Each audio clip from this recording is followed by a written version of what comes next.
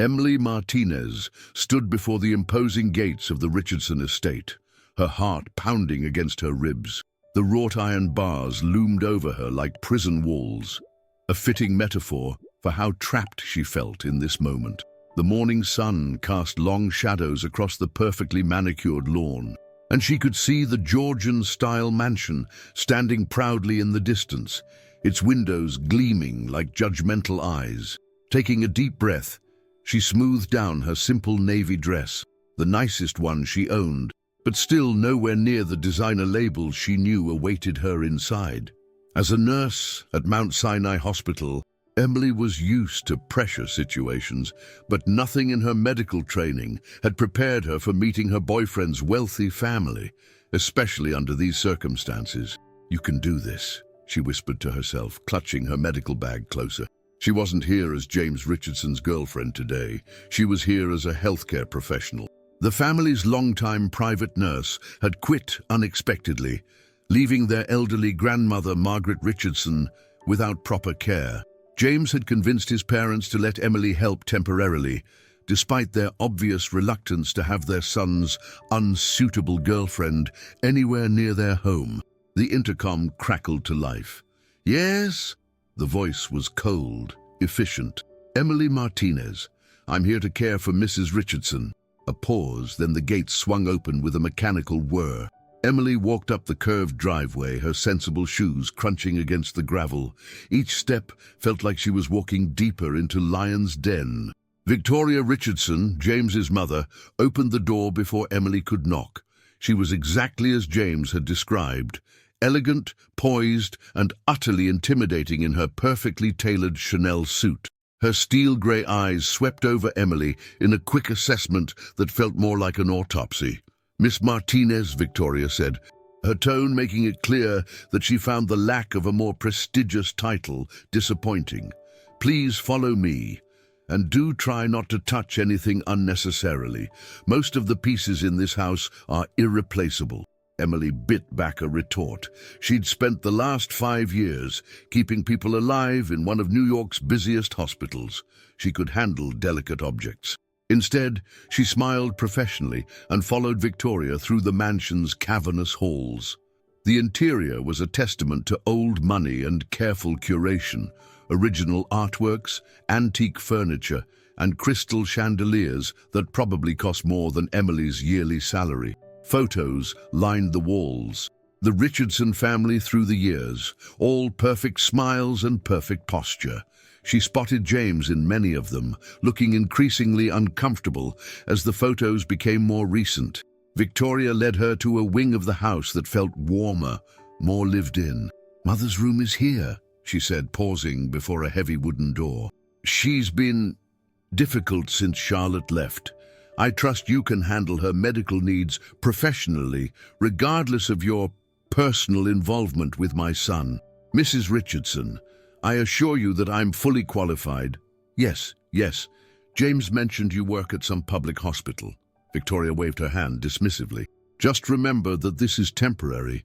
Mother needs consistency in her care, and once we find a more suitable replacement..." She let the sentence hang in the air like a guillotine. Emily squared her shoulders. "I understand. May I meet Mrs. Richardson now?" Victoria opened the door, and Emily's medical training immediately kicked in. The room was beautiful, but poorly arranged for an elderly patient. Too many trip hazards, poor lighting for nighttime navigation, and the emergency call button was out of easy reach from the bed. In the center of it all sat Margaret Richardson, her white hair perfectly coiffed despite her bedridden state. She was propped up against a mountain of pillows, looking like nobility receiving a subject. But Emily's trained eye caught the slight tremor in her hands, the labored quality of her breathing. "Mother, this is Miss Martinez. She'll be taking care of you for now." Margaret's sharp blue eyes fixed on Emily, and in them she saw the same calculating intelligence that characterized Victoria's gaze. But there was something else there too. A hint of mischief, perhaps. "So," Margaret said, her voice stronger than Emily had expected, "you're the girl who's caused such a stir in our household. Come closer." "Dear, my eyes aren't what they used to be." Emily approached the bed, already noting symptoms and potential improvements to the room's setup in her mind. As she came closer, Margaret reached out and caught her hand with surprising strength. "Tell me, Miss Martinez, do you love my grandson?" The question caught Emily off guard. Victoria made a small, disapproving sound from the doorway. "Mother, that's hardly appropriate." "I do," Emily said firmly, meeting Margaret's gaze. "But that's not why I'm here.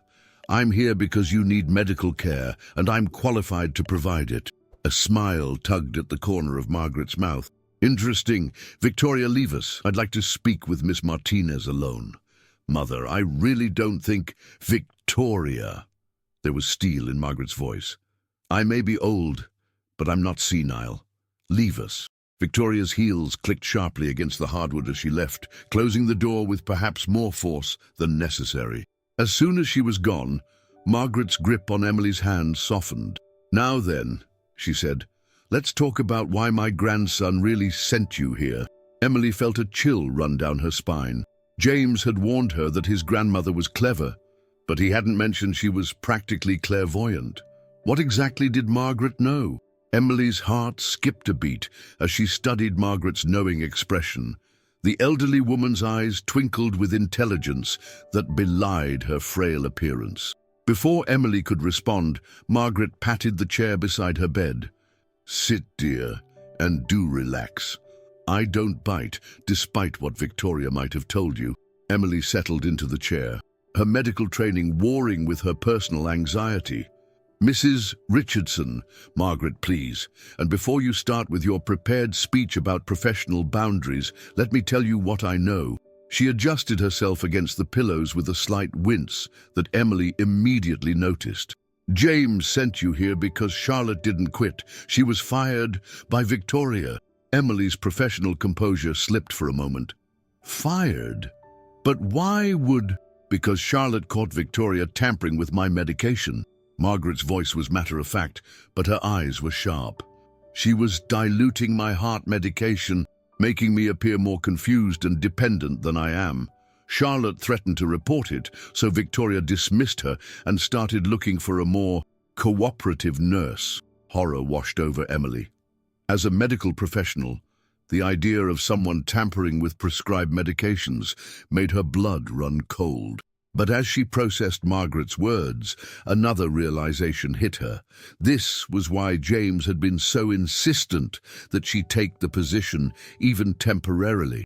"That's why James wanted someone he could trust," Emily whispered. Margaret nodded. "My grandson is smarter than his mother gives him credit for. He noticed I was more lucid during his private visits than when Victoria was supervising my care. But he needed proof. And more importantly, he needed someone qualified to document everything properly." Emily's mind raced. No wonder Victoria had been so resistant to her presence. But why would she do this to you? Margaret's face darkened. "Money, dear.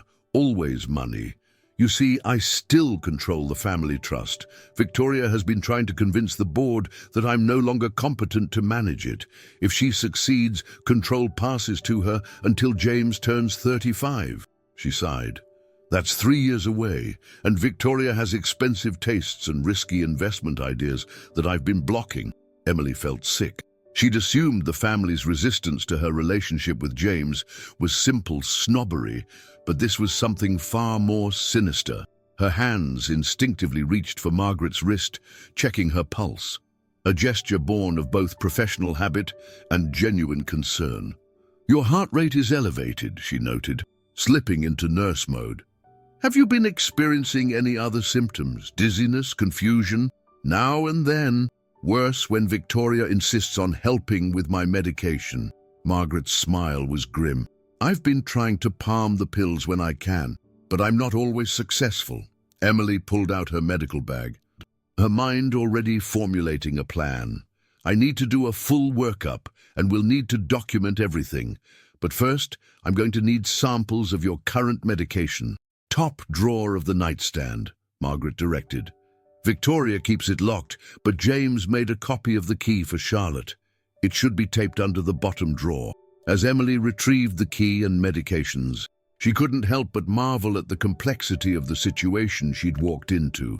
She'd come prepared for family tension and snobbery, but instead found herself in the middle of what appeared to be a calculated attempt to strip an elderly woman of her autonomy. Over the next hour, Emily conducted a thorough examination, carefully documenting everything. Her hands were steady, but her mind was churning. She'd need to be careful. One wrong move could not only cost her the position, but potentially put Margaret at even greater risk. "Your blood pressure is higher than it should be," Emily reported, making careful notes. "And these pills?"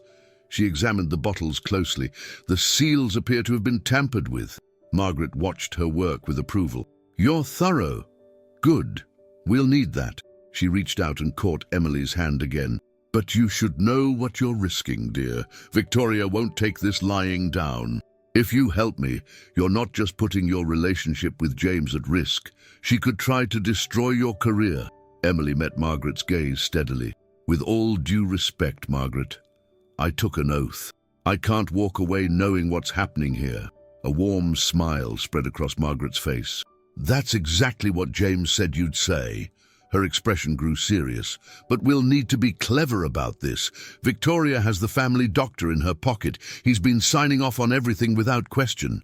We need irrefutable proof before we can act." "I can help with that," Emily said, her mind already working through protocols and procedures. "But you'll need to trust me completely, and we'll have to be careful about how we proceed." "Trust goes both ways, dear," Margaret said softly.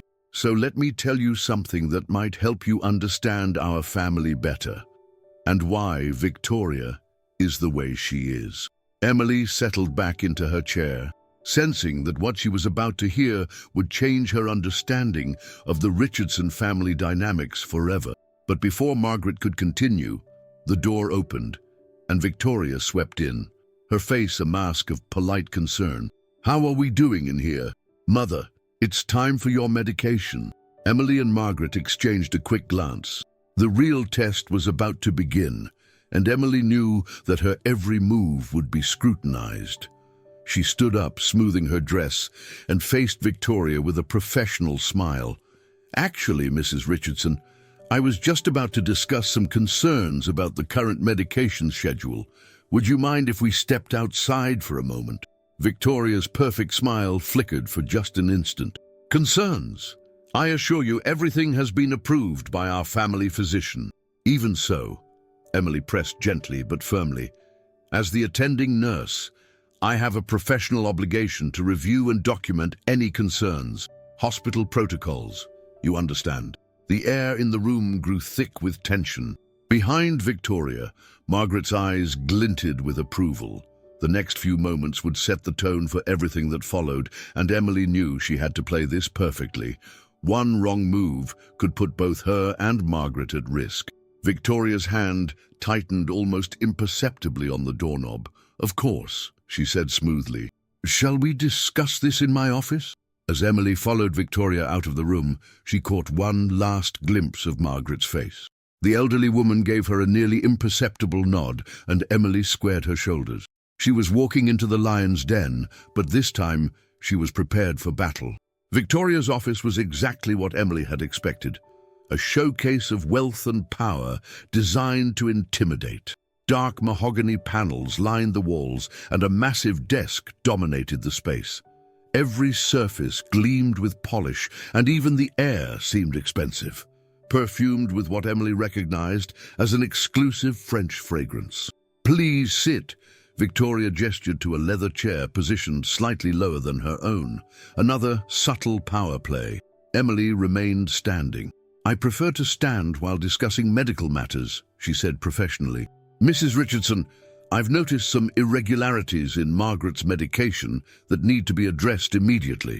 Victoria's perfectly manicured fingers drummed once on her desk. "Irregularities? Our family physician, Dr. Harrison, has been managing Mother's care for decades. Are you suggesting he's made a mistake?" "Not at all," Emily replied carefully. "But as her current care provider, I'm obligated to report that the medication in her room shows signs of tampering. The seals have been broken and resealed." and the content appears diluted. The temperature in the room seemed to drop several degrees. Victoria's smile remained fixed, but her eyes turned to ice. That's a very serious accusation, Miss Martinez, one that could have significant consequences for everyone involved. The threat was clear, but Emily stood her ground. It's not an accusation, Mrs. Richardson. It's a medical observation that I'm required by law to report. I've already documented the irregularities and sent photos to the hospital's secure server. That wasn't entirely true. She documented everything but hadn't sent it yet. But the slight widening of Victoria's eyes told Emily her bluff had hit its mark. "I see," Victoria said slowly. "And I suppose James put you up to this investigation." "James hired me as a nurse, nothing more. But I won't ignore potential medical misconduct regardless of my personal relationships." Victoria stood, her height advantage making her tower over the desk. "Let me be very clear, Miss Martinez. You're a temporary employee here, nothing more. Your relationship with my son is a passing fancy that will end as soon as he comes to his senses.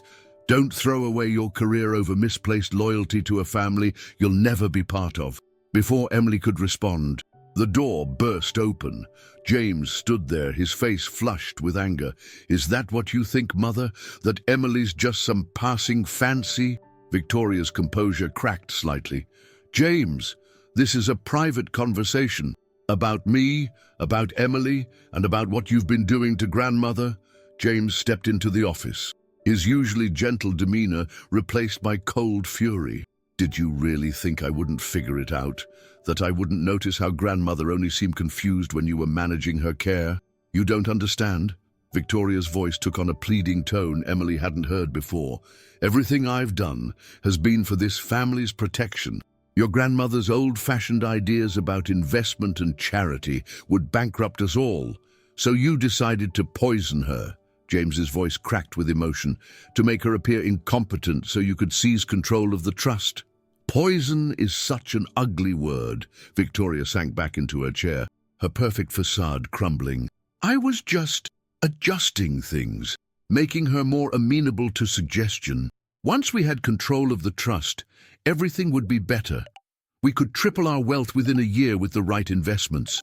Emily watched the exchange with a mix of horror and fascination.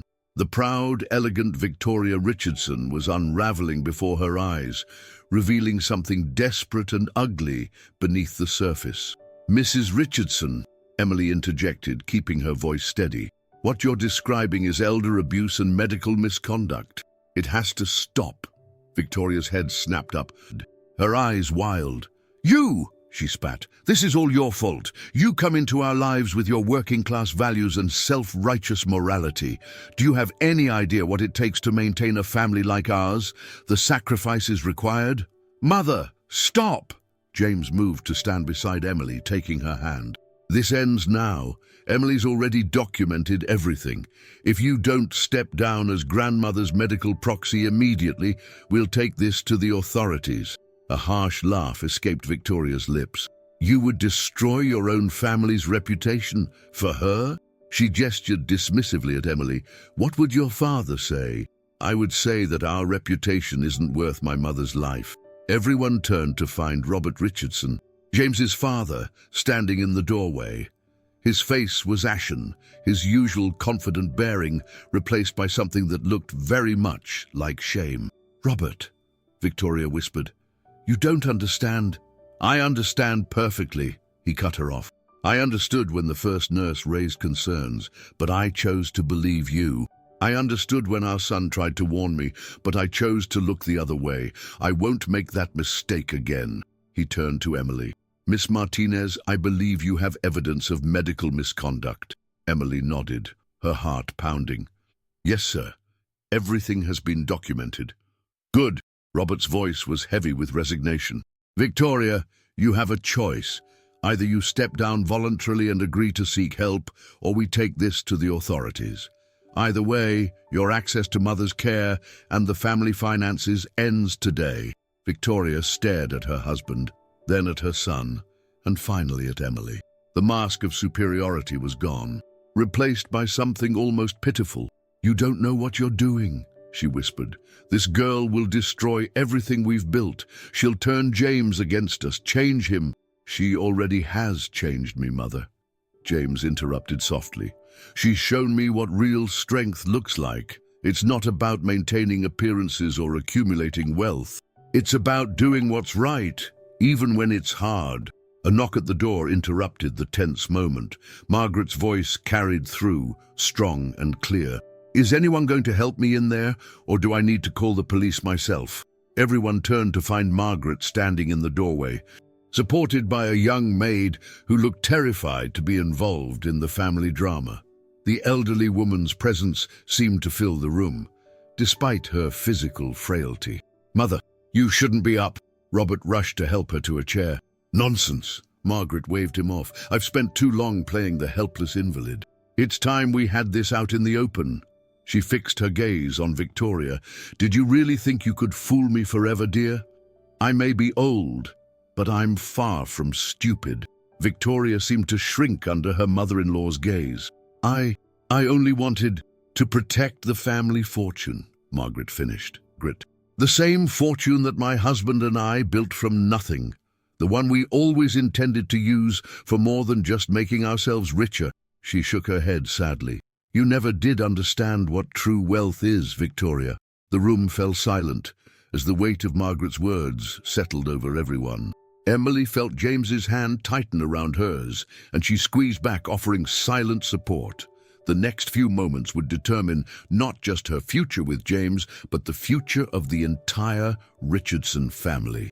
The days following the confrontation in Victoria's office transformed the Richardson mansion. The oppressive silence that had dominated the halls gave way to a different kind of quiet, one heavy with reflection and lingering tension. Victoria had retreated to the family's summer house in the Hamptons, officially for rest and recovery, though everyone knew she was there under the watchful eye of a prestigious psychiatric facility's outpatient program. Emily found herself in an unexpected position. Rather than being dismissed, she was now firmly established as Margaret's primary nurse, with the family doctor's full cooperation, after a stern warning about his own complicity had been delivered by Robert's lawyers. But more than that, she had become something of a bridge between the fractured family members, her outsider's perspective proving invaluable in the healing process. One morning, as Emily was checking Margaret's vitals, the elderly woman caught her hand. "You know, dear, I've been thinking about what true courage looks like." Emily paused in her work, recognizing the thoughtful tone in Margaret's voice. Over the past weeks, she'd learned that these moments often led to important revelations. "When Robert married Victoria, I knew she was troubled," Margaret continued, settling back against her pillows. "She came from a family that had lost everything in the market crash of '87. Her father, well, he took the coward's way out, leaving his wife and daughter with nothing but debts and shame." Emily sat in her usual chair, her medical duties momentarily forgotten. "That explains her obsession with financial security." "Yes, but it doesn't excuse what she did." Margaret's voice was firm. "You see, when she married Robert, I tried to help her understand that wealth isn't just about money in the bank. The Richardson fortune wasn't built on clever investments alone. It was built on trust, on helping others, on understanding that true wealth lies in the lives you touch." Through the open window, Emily could hear the gardeners working outside, their quiet conversation drifting up like background music to Margaret's story. The morning sun cast warm patterns on the antique carpet, and for a moment, everything felt peaceful. Victoria never understood that. Margaret sighed. She saw every charitable donation as a threat, every act of generosity as a weakness. She was so afraid of ending up like her parents that she lost sight of what makes life worth living. A knock at the door interrupted them. James stood there, looking tired but determined. "Good morning, grandmother. Emily, do you mind if I borrow you for a moment?" Emily checked Margaret's monitors one last time. "Everything looks stable. I'll be back for your afternoon medications." Margaret waved them away with a knowing smile. "Take your time, dears. I'm feeling quite well today." James led Emily through the mansion's winding corridors and out onto a secluded terrace overlooking the gardens. The space was intimate, sheltered from view by carefully trained ivy and flowering vines. Emily could smell roses from the garden below, mixed with the crisp morning air. "My father wants to talk to you," James said without preamble. He's been doing a lot of thinking since everything happened." Emily felt her heart rate quicken. Despite Robert's intervention during the confrontation, she still wasn't sure where she stood with James's father. What about? About the future. About us. James took her hands in his, and she noticed they were trembling slightly. "Emily, these past weeks have shown everyone who you really are. Not just your professional skills, but your integrity, your compassion." "James," she started, but he shook his head. "Let me finish. You could have walked away when you discovered what was happening. Most people would have. It was dangerous, career-threatening, and it wasn't your fight, but you stayed. You fought for my grandmother not because of me, but because it was right." Emily felt tears threatening to form. "I took an oath when I became a nurse. I couldn't just—" "I know," James smiled. "That's exactly what Father wants to talk about. You see, the Richardson family trust isn't just about maintaining our wealth. It was established to help people, to fund medical research, to support education. Over the years, Mother's influence made us forget that. But you reminded us of what really matters." A gentle breeze stirred the ivy, creating dancing shadows on the terrace floor. In the distance, Emily could hear the city beginning to wake up. But here in this moment, time seemed to stand still. "Father wants to offer you a position," James continued, "not just as grandmother's nurse, but as part of the Trust's medical advisory board. He thinks, we all think, that your perspective is exactly what the family needs." Emily felt overwhelmed. This was more than acceptance. It was an invitation to be part of something bigger than herself. "James, I don't know what to say." "Say yes," he urged, "not just to the position, but to this." He reached into his pocket and pulled out a small velvet box. "I had planned something more elaborate, but after everything that's happened, I realized that grand gestures aren't what matter." Emily's heart stopped as James dropped to one knee. The box opened to reveal a ring that was beautiful in its simplicity. A single diamond set in platinum, elegant but not ostentatious. "I chose this because it reminded me of you," James said softly. "Beautiful, strong, and real.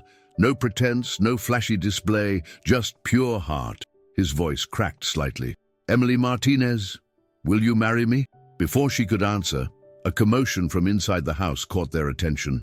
Through the terrace doors, they could see Robert Richardson hurrying toward them, his face pale with concern. Behind him, one of the household staff was speaking rapidly into a phone. "James, Emily," Robert's voice was urgent. "It's Victoria.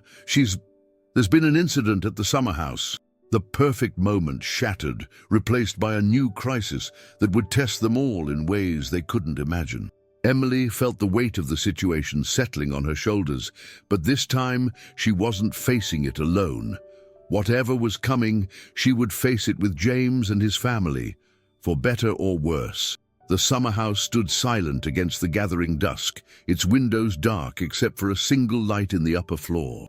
Emily, James, and Robert had arrived to find Victoria in her bedroom, surrounded by empty pill bottles. Thanks to Emily's quick medical intervention and her immediate call for emergency services, they had gotten her to the hospital in time. Now, 3 days later, Emily stood in the hospital corridor, watching through the observation window as Victoria spoke quietly with a psychiatrist. The proud woman who had once looked down on Emily with such disdain now seemed smaller, more vulnerable. But there was something else there too, a glimmer of self-awareness that hadn't been present before. "You saved her life," Robert's voice came from behind her. Emily turned to find James's father looking worn but grateful. "The doctors said if you hadn't recognized the signs and acted so quickly—" "I'm a nurse, Mr. Richardson. It's what I do." "Robert, please," he corrected gently. "And we both know you did more than just your job. After everything Victoria put you through, You could have hesitated, could have let someone else handle it. No one would have blamed you. Emily shook her head. That's not who I am. Life is precious, regardless of our differences. Robert studied her for a long moment. You know, when James first told us about you, we were concerned. Not just because of your background, but because we thought we knew what was best for him, for this family. He gestured toward Victoria's room. We were wrong about so many things. Through the window, they could see Victoria nodding at something the psychiatrist had said, tears streaming down her face, real tears, not the calculated displays of emotion she had once used to manipulate situations to her advantage. She's talking about her father, James said, joining them. Really talking about it, for the first time in decades. The therapist thinks that's where it all started. The fear of losing everything, the need for control. Emily felt James's arm slip around her waist, and she leaned into his warmth. The ring on her finger, she had said yes in the ambulance on the way to the hospital of all places, caught the fluorescent light. Sometimes, Margaret's voice came from behind them, where she sat in a wheelchair insisted upon by hospital policy. We spend so much time guarding against our fears that we become what we fear most. They all turned to look at her. Despite the late hour and the stress of the past few days, Margaret Richardson's eyes were clear and bright. Victoria feared becoming her father. Penniless, desperate, a failure in society's eyes, Margaret continued. But in trying to prevent that, she nearly destroyed herself and this family in a different way. She reached out and took Emily's hand. It took an outsider, someone who measures wealth not in dollars, but in human dignity, to show us what we were becoming. Victoria's session ended, and she looked up, seeing them all through the window. For a moment she froze, but then something remarkable happened. She smiled, a small, uncertain thing, but genuine. The psychiatrist came out to speak with them. Mrs. Richardson has agreed to inpatient treatment, she said. She's beginning to understand the root causes of her behavior, and more importantly, she wants to change. Can we see her? Robert asked. The psychiatrist nodded. Briefly, she specifically asked to speak with Emily first, if that's all right. Emily felt everyone's eyes on her. James squeezed her hand supportively. You don't have to. Yes, I do, Emily said softly. Taking a deep breath, she entered Victoria's room. Victoria looked up as she approached, and Emily could see the struggle in her eyes. Pride warring with humility, fear with hope. I don't deserve your kindness, Victoria said quietly. It's not about deserving, Emily replied. It's about doing what's right. Victoria's hands twisted in her lap. I thought I was protecting my family, our legacy, but I was just protecting my own fears. She looked up at Emily, up at tears forming again. When I saw you with James, with Mother, even with the staff, you have something I never understood. A strength that doesn't come from money or power. It comes from love, Emily said simply. Real love doesn't need to control or manipulate. It just needs to be true. Victoria nodded slowly. Will you help me learn, not just James and Mother, but all of it, how to be better? Emily sat on the edge of the bed. Of course I will. That's what family does. Over the next few months, the Richardson family underwent a transformation. Victoria's progress in therapy was slow but steady. Under Margaret's guidance and Emily's influence, the family trust refocused on its original mission of helping others. They established a new medical wing at Mount Sinai, specifically for treating elderly patients from all economic backgrounds. Emily and James's wedding was a simple but elegant affair in the mansion's garden.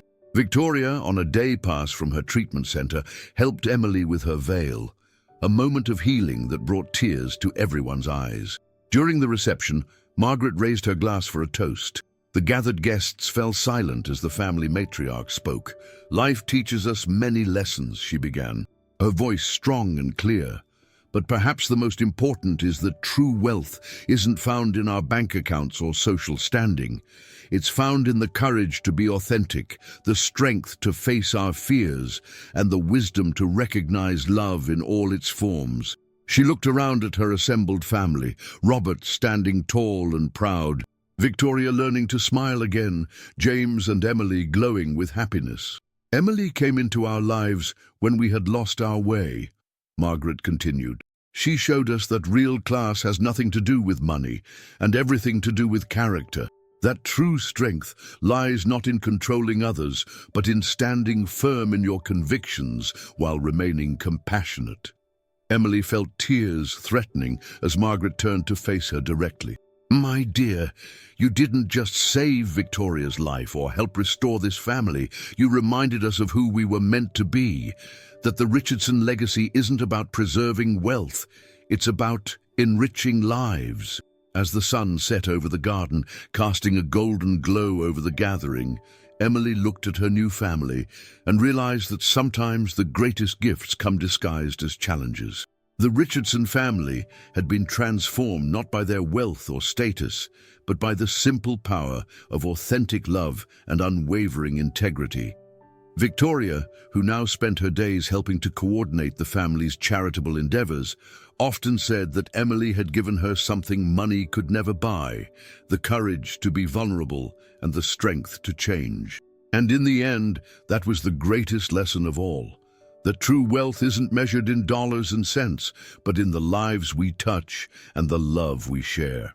The Richardson family had learned that sometimes it takes an outsider to help you find your way back to who you were always meant to be. What would you do if you were in Emily's shoes? Would you have had the courage to stand up against such a powerful family to protect someone in need? And here's another question to think about. Do you believe Victoria truly changed, or was her transformation just temporary? Share your thoughts in the comments below.